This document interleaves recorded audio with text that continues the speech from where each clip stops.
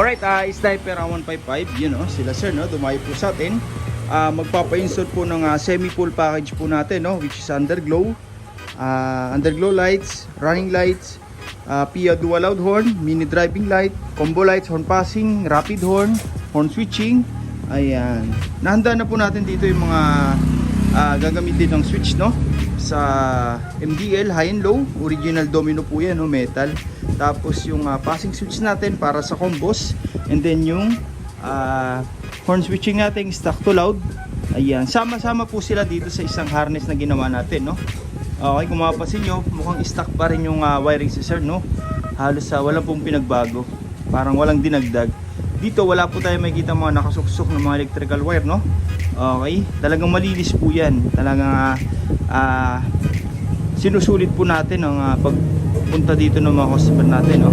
Okay, hindi po natin tinitipid. Lahat po yan pababa po.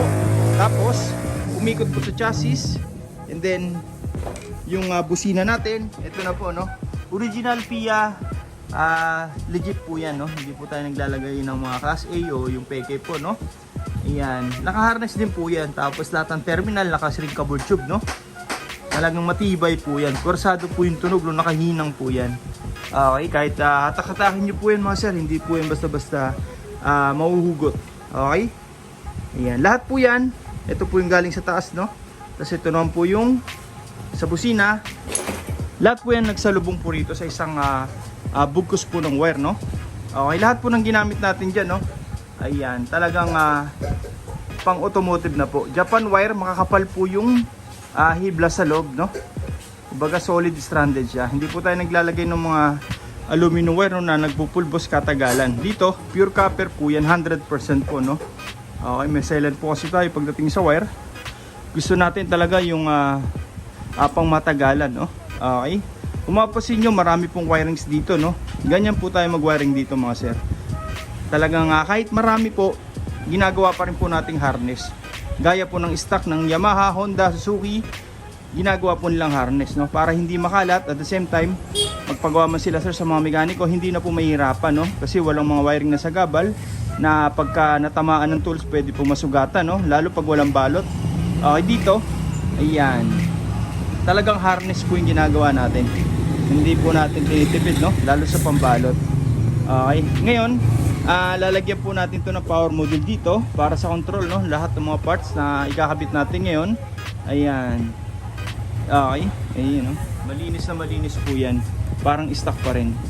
Okay, kabit na natin yung power module. Ngayon mga sir no, na ilagay na po natin yung power module sa motor na sir. All good sa po yan. Tapos may underglow na rin po ito no. Ayun no. Hanggang likod po yan mga sir no. Okay. Kung mapapansin nyo, no, marami na po tayong na-install. May running lights na po yan. May underglow lights, may mini driving, tapos PIA horn, rapid horn, combo lights. Pero kukunti po yung makikita nating mga wire no. Actually wala nga po tayong makikita mga naka-expose no. Lahat po kasi dito binabalot po natin no, para magmukhang stock pa rin. At the same time maganda po tingnan. Okay, wala mga pansit-pansit, mga kung saan po pinadaan no. Lahat po yan organized. Okay, binabalot po natin na maigi para katulad ng mga manufacturer na motor, standard pa rin. Kaya kahit maulan na ng yung motor na sir, mabutan man tayo ng ulan o kaya magpa-motor wash, hindi po tayo basta-basta magkakaroon ng malfunction no. May mga customer kasi tayo dito nagpapaulit po ng wirings no, galing sa ibang gumagawa. May issue po kasi pag umuulan, minsan nag-on po yung mga ilaw nila kahit di po pinipindot no. Ayun po, pagka nababasa na po yung wirings, hindi po natin alam na pagka nabasa po yan, lalo naka-expose na walang balot, nagmo-moist po yung loob niyan. Okay, ito po no. Tapos yung mga wirings umiitim po sa loob. Doon na po mag-uumpisa ang mag-corrosion. At the same time magkakaroon po ng malfunction yung mga wirings natin. Minsan magbubusina po kahit hindi pinipindot. Sa MDL magbubukas kahit na hindi pinipindot.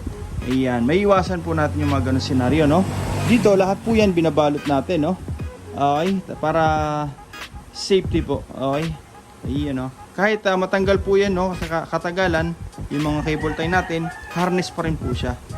Okay, hindi po gaya ng mga nakalatag lang po dito no, walang balot, para daw pag nasira madaling i-repair. Okay? Pagka po yun ay nakalas yung mga cable tie, automatic po yan, busal-sal po yung wirings. Kalas-kalas na po yan, mahirap na ibalik sa dati. Unlike po sa mga ganito, no, kahit matanggal po yan, harness pa rin po. Okay? Ayan. Hiwalay po yan sa main harness ng motor, ha. Hindi po natin yan sinasama. Okay? Ayan. Ang maganda pa dyan, kahit tumagal po yung wirings natin, hindi po basta-basta luluma, ano. Okay? Dahil naka-balot po siya, extra shield na rin po, no. Ayan. Mainitan man ang makina, ma-expose sa heat. Ayan. Sa tubig, hindi po maapektuhan yan. Hindi po lulutong overtime, no? Kasi rubber po yan, mga sir, ha? Kaya yung Yamaha, binabalot po yung mga wire. Kasi ito, once sa ma-expose po sa init, lalo po rito sa part na to, no? Napakainit po nito pag umandaran ng 30 minutes. May possible po na lumutong yung mga wirings natin na madaling magbitak-bitak. Okay, dito, sinisecure po natin yan lahat. Okay, dito mga sir, ha? Sa power module natin, denso po yan, made in Japan po yan, kaya matibay po talaga. Marami po tayong customer na may ganito, no. Hanggang ngayon 5 years, all goods pa rin. Magpalit man tayo ng mga ilaw, busina, MDL, kahit anong brand po yan, applicable po yan dito. So ang gagawin natin, terminal lang sa terminal, sakit to sakit, ready to use na agad. Same features, may rapid, passing, ready to use na agad. Ganun po kaganda ang wirings natin, no? Hindi po tayo basta-basta nag-wiring ng panandalian lang, no? Okay, yung tipong ilalatag lang yung wirings tapos okay na kahit walang balot. Ayan, masama po yung mga sira. Pwede po kasi masugatan yung mga wirings natin over time. Ayan. Ngayon, dito, siya po yung distributor ng power, no? Yung power module natin. Mula sa battery, papuntang trigger sa mga switch and then papunta na po ng output. Pagka meron po tayo nito, hindi po tayo magkakaroon ng fluctuation sa kuryente. Madidistribute mo maayos, no? Okay? Pag mula sa manual switch, and then ito naman po yung electronic switch. Papunta na po doon sa output. Okay? Lahat po yan mga sir nakahinang, ha, bago natin balutan. Para mas matibay po. Okay? Talagang maganda yung daloy ng kuryente. Puwersado po, no? Lalo sa busina, talagang malakas. Hindi po pigil. Kahit tumagal po yan, hindi po yan basta-basta bumibitaw. Matagtag man yung motor na sir, malubak man, safety po yan. Okay? Ayan. Tapos, andito na po yung mga ibang accessories ng wiring sa atin, no? Para sa voltmeter with charger, nakasakit po yan. Dito sa underglow, ayun, no? May switch din po yan, no? Okay, hanggang harap po yan mga sir, ha? Tapos dito, lahat po yan nakasakit, no? Sa underglow, sa running lights, kabilaan po yan. Just in case magbabaklas tayo ng pairings, hindi na po mahihirapan, no? Yung may-ari. Kasi wala na puputulin na wire. Okay, ayun, napakalinis po, no? Ngayon ikakabit na lang po natin yung mga pairings, tapos testing na natin. Okay. Alright, natapos na po natin yung motor ni sir, no? Okay, nag-install tayo ng running lights, under glow lights, mula harap hanggang engine, hanggang likod po, no? Tapos mini driving light, high lumens, yung PIA horn natin, combo lights, rapid horn, horn switching, ayan. Okay, testing natin, no? Umpisa tayo dito sa running lights. Bali dito, kung mapapansin nyo, gumagalaw po yung ilaw, ano? Sumasabay po yan sa hazard, no? Lalo na sa signal light natin.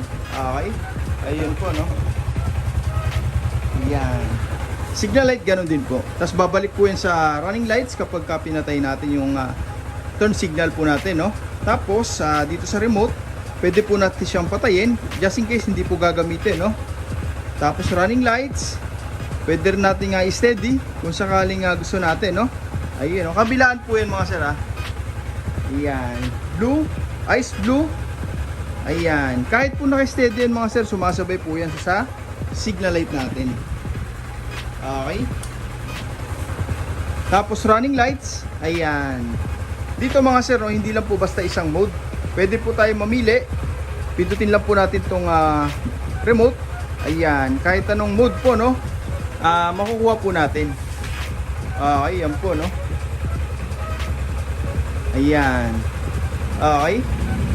Dito sa underglow natin, may switch din po tayo nilagay, no. Okay, yan po, no. Ayan. Tapos sa running lights, pwede patayin lahat. Okay. Underglow, running lights, voltmeter with charger, lahat po ay may on-off. Okay. Ayun, dito mga sir, 3.0 amperes na po yan, no. fast charging na po yan. Tapos may digital meter para sa monitoring ng baterya. And then may on off na rin po, no, para in case na hindi gagamitin, pwede po nating patayin. Tapos may takip na rin po, no, para hindi basta-basta inaabot po ng tubig. Okay, ito po yung headlight ni sir. Ito po yung MDL. Yun, no. Apakaliwanag po niyan mga sir. Kung mapapansin nyo, talagang super bright po, no. Okay. At the same time, low consumption. Meaning, mababa po yung wattage niya. Okay. Pero mataas yung lumens. Doon po tayo bumabase, no, sa lumens. Yan po yung tingkad ng kulay. Okay. Kung mapapansin nyo sa area natin, maliwanag po, pero kitang-kita na po yung ilaw, no. Lalo po ito sa dilim. Talagang tinakpan niya na po yung headlight, ano. Ayun yung headlight. Ito yung mini driving, yun, no. Napakaliwanag po niyan. Okay. Tapos, passing light. Naglagay po tayo ng switch dito, no. Para sa combos po yan. Pwede nating pagsabayin ng passing. Pwede ring headlight lang. Ayan. Pagka MDL, passing. Ayan. Pero maganda rito, pwede pa rin tayo mag high and low ng headlight nang hindi po sumasabay yung mini driving. Passing light, sabay po yan. Sa mini driving, pwede rin tayo mag high and low nang hindi po sumasabay yung headlight. Yan po yung combo light natin na tinatawag, no? Hindi po tayo basta-basta nagtatap ng MDL dito sa headlight, kundi naka-combos po yan. Yan po yung difference ng gawa natin sa iba, no? Usually, mini driving light lang po yung magpapassing dito, sabay po lahat yan, kasabay na headlight. Okay? Just in case po mga sir, nag-high tayo, no, ng headlight, may passing pa rin yung MDL. Nag-on tayo ng MDL, may passing pa rin po yung MDL, no? Okay? Kahit nakabukas lahat. Ayan, no? Kung sakali nag-high tayo ng MDL, yung headlight naman yung papalit. Iyan po yung maganda sa setup natin, no? Okay, pag nakapatay lahat, automatic, sabay-sabay po yan. Tapos sa busina, ito po, no?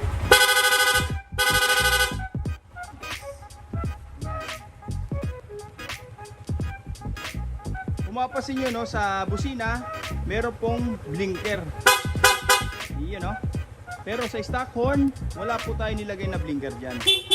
Fully stock, wala pong iilaw, no? Just in case magpaparehistro tayo sa LTO, meron po tayo pe-present na stock. Wala rin pong rapid yan mga sir, ha? Bawal din po kasi yun. Okay, pagka nagbusina ng stock, fully stock lang. Tapos sa loud horn, doon na po mag-activate yung horn passing. Okay, yan po, no? Tapos, hindi lang po basta loud horn, no? Nag-install din tayo ng rapid horn. Lolong press lang po natin itong horn switch, yung busina ni sir. Magsusunod-sunod na po yan.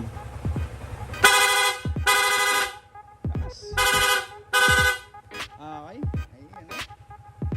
Kahit po naka-on yan mga sir, yung MDL natin, nag-passing, meron pa rin po yan. Okay, kahit po nag-high tayo ng headlight, nag-passing, meron pa rin po yan. Kahit po mag-high tayo ng MDL, nag-passing, meron pa rin po yan. Ayun, no? Hindi lang siya halata, no? Pero headlight po yan.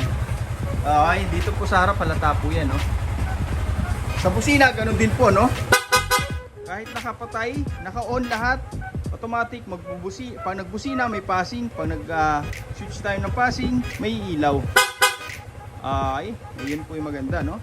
May mga nagtatanong, sir, ba't naglagay po tayo ng passing dito? Eh, meron naman po dito. Okay, ganito po yung mga sir, no? Yung iba kasi dito tinatap po, no, yung passing light ng MDL. Ito para sa headlight lang. Ang problema, pag dito natin tinap, once na mag-high tayo ng headlight, sumasabay po yung mini driving. So, pangit po, no? Ang ginawa natin, nag-additional tayo ng switch para sa combos po. Para sabay-sabay. Okay, ayan, no? Sa mga gusto pong pagawa, no, direct message nyo lang po, MJ Works. O kaya punta na lang po kayo dito sa shop, no? First come, first serve po tayo. Maraming salamat po.